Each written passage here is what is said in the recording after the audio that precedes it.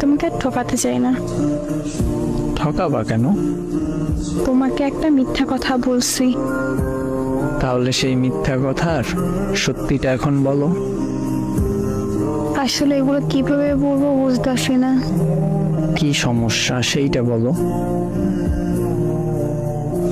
আমি আমাদের কলেজের একটা ছেলেকে অনেক পছন্দ করি, আর মিথ্যা কথা বলছি এইটা, এই ফোনটা আমার কাছেই থাকে সব সময়। আমি ওই ছেলের সাথে সব সময় কথা বলি। নিজের অজান্তে ওরা অনেকটা ভালোবেসে বলছি। গতকাল আমি ওরে বলছি সব ঘটনা। ও আমার সাথে সম্পর্ক করার জন্য রাজি হয়েছে। তাই বুকে অনেক হাউস নিয়ে তোমাকে আমি এসব বলতে আসছি।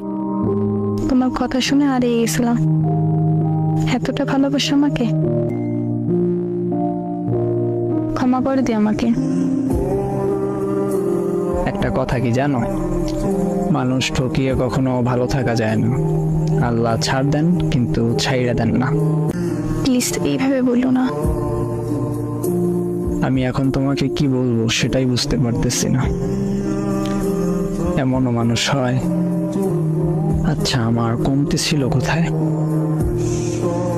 জানি না।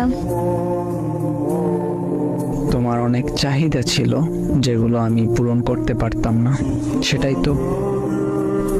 এমন ভাবে বললো না প্লিজ। সত্যি কথা মুখে আটকায় না। যাই হোক, ভালো থেকো যদি পারো আর কি। তাইলে থাইকো ভালো। অভিশাপ দিও না।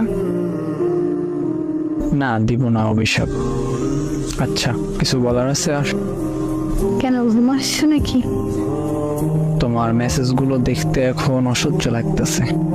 আচ্ছা, আমার একটা অনুরোধ রাখবা? শেষ অনুরোধ।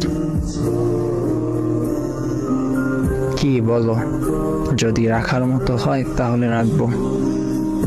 আমার যত ছবি আছে তোমার কাছে সবগুলি ডিলিট করে দাও।